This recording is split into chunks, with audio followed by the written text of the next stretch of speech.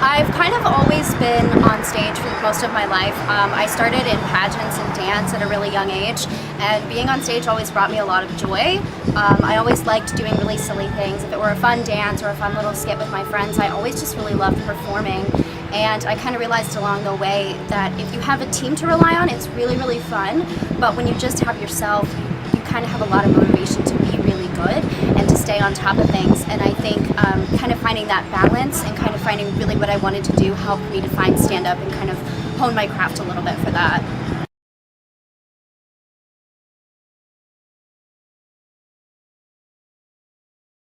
It was really scary, of course. I think that's probably most people's answer because, like I said, I'd only done teamwork on stage, or if I'd done solo work, it was dance or pageants. It was really silent.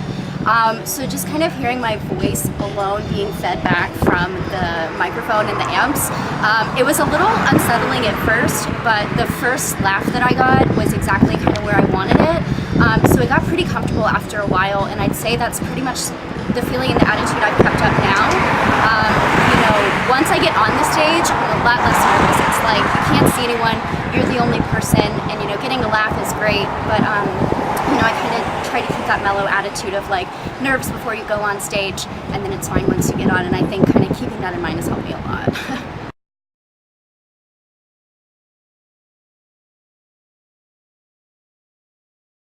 I really, really love Bo Burnham's What.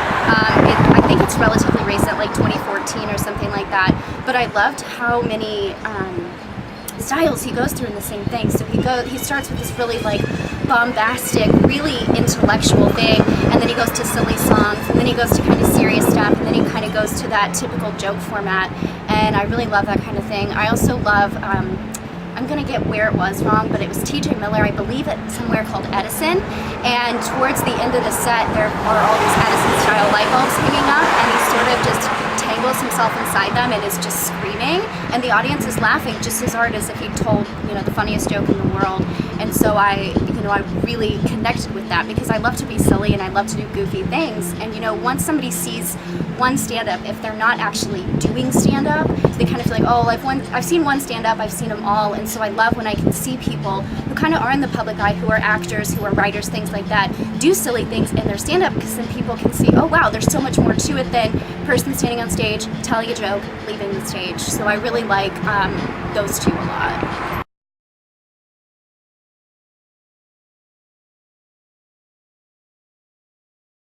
As far as sitcoms go, I really like ones, again, that kind of push the edge a little bit. There's one on FX right now called Man Seeking Woman, and at first it kind of seems like a regular show, 20-something dude in Chicago or New York or whatever it is, trying to find love. But it's almost like a dreamscape of a show. So you'll see somebody swipe left on Tinder or right, whichever it is, to deny him, and he goes flying through the wall. So it's kind of really silly things like that, but there's always kind of a message, and it's not so neatly tied at the end like a standard sitcom like Full House or something like that. It's really sort of a think piece on what we're doing to make friendships, maintain them while we have romantic relationships, and kind of how to find the balance between work, those relationships, and becoming who you are as a person without kind of screwing any of those things up. I also really, really like HBO's Silicon Valley, because I love that sort of mumblecore from the mid-late 2000s, where it's kind of just boys who all look like Michael Cera wearing hoodies and talking to each other. But again, so many of the jokes that they tell are so intellectual, and even like the dick and fart jokes that they say, they're so unique to that show that nobody could ever rip them off, because it just wouldn't have that like charisma that those actors kind of bring to the stage. Oh, comedy films. Oh gosh, that was really hard because I haven't watched a lot of funny movies lately. But of course, I'm a big fan of Judd Apatow. I think he was a big influence on me even liking comedy, much less doing it myself. I think probably my favorite comedy film of all time is This Is 40, which was produced and directed by Judd Apatow, and it's the story of kind of one of the families from Knocked Up and them trying to navigate what it's like to have children, what it's like to be 40, to turn 40, and to kind of look back at your life and try to incorporate everything that makes you you. But it's so hilarious because it's all these things that you never realized would happen to you in your life, but again, in such a unique and such an inspiring way that you're laughing through the whole thing, and then by the end of it, you're like, well, I guess I'm not scared to age anymore. So I think it was just a really beautiful balance of all of those things. Awesome. And of course, sketch shows. I love SNL. I don't think any sketch show is ever going to beat it. Especially one of my favorite sketches is the Spartan cheerleaders, where they're cheering for like the chess game and stuff like that. I thought that was so funny, even from 6 or 7 years old, that, you know, even though I wasn't thinking of doing stand-up or comedy or acting at that point in my life, there was something in my head that said like, oh, this is what these people do for a job. That is so cool. So of course, that's always going to be the best.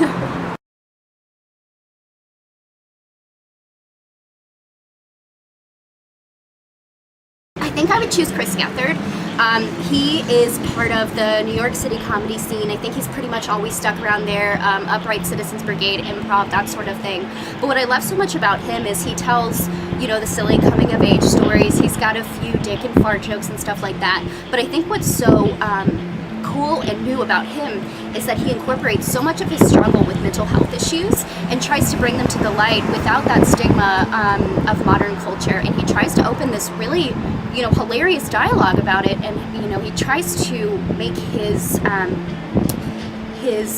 fans, who are typically from like the punk rock scene or the comedy scene themselves, he tries to make them feel more included in regular society, so they no longer feel like outcasts who have, you know, depression or anxiety or anything like that. They feel part of this huge community.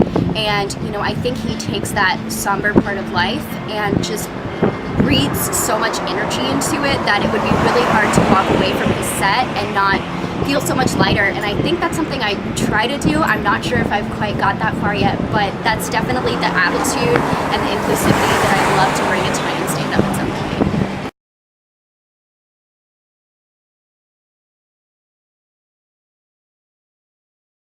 Thomas Middleditch from Silicon Valley, because I think I've seen him in kind of interviews where they're not really roasts, but he sort of is roasting the interviewer by like not giving a fuck about her questions and stuff like that, but never in a rude way. He always makes the person laugh. I don't think he ever goes too far, which is great for me because I'm kind of sensitive.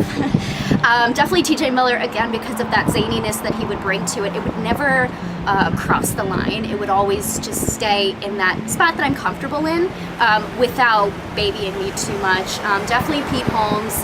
I listen to his podcast almost religiously, and, you know, he gets a little roasty with his friends, and I just think, you know, he's always so on top of things, and again, never really crossing that line, but he'll make you think like, yeah, I was being a jerk the other day, I was being pretentious, okay, I get it. Who else would I choose? Chelsea Peretti. She's a female comedian from the California side. She gets very roasty and very mean, and I know I said I was really sensitive, but I feel like if she were in the middle or somewhere towards the end, it could really balance that out and show people that I'm not too scared to shy away from like meanness, but that I can also laugh about all the like rude or stupid things that I've done or things that I take too seriously. And though he just passed away last year, Harris Whittles, he was another writer for Parks and Recreation, and he was just so full of giddiness. I mean, nothing was ever too serious for him.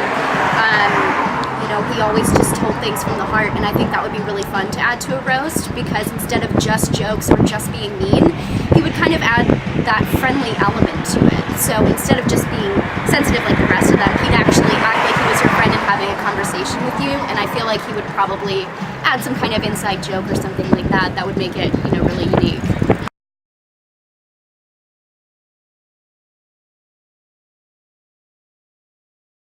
I really like acting a lot, so scripted acting, because I've done plays, I think is what I've done the most, and that was really fun for me because that was that team element, so I could kind of feed off of other people, and if there was something that I forgot, a line, maybe a prop, or something that they forgot, the same thing, it was really helpful to have friends, because you do get so close to other castmates, especially when it's live theater versus, you know, film stuff. You really do get that camaraderie, and, you know, nothing beats that chemistry once you're on stage. And so I think, you know, if I were able to get back into that, I'd really love it. So, you know, I'm always looking for opportunities to do little acting gigs and things like that, because that's just kind of felt like home. You know, every time you step on that stage or every time you go backstage, you know, at the end of the day, even if you mess up, you're still treated like a human, and I just always really adored that from the castmates I worked with.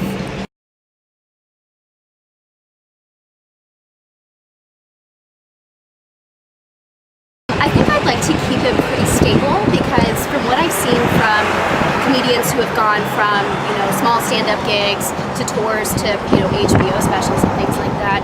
I've heard that it takes about 5, 7, or 10 years, just depending on where you start and how far you're willing to go.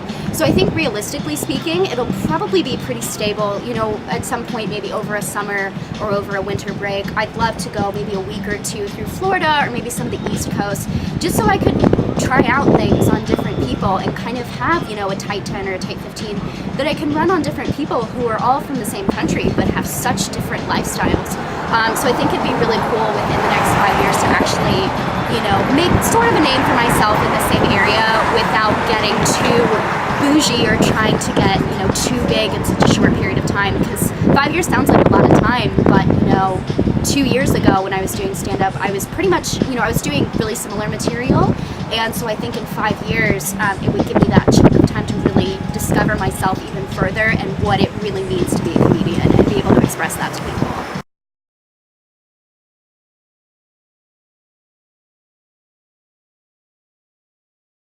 Right now I just have an Instagram and a Facebook. My name is Katie Kleinginna, Kleinginna. You're more than welcome to peruse my stuff. Just because I've just started back into comedy last week, I don't really have anything set up as far as like a professional page. But if I stay here in the next couple months or few months or whatever, I might consider doing something like a Snapchat or an Instagram page.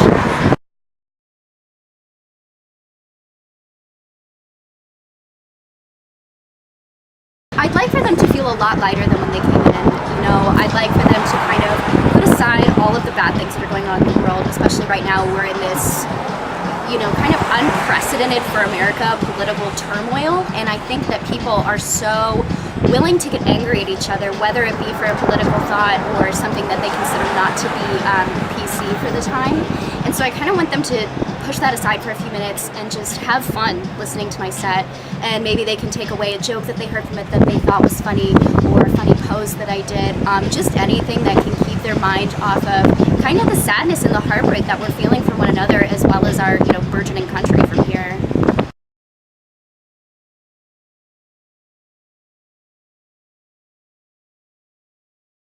Hi, my name is Katie Kleinginna, and check me out on AQ.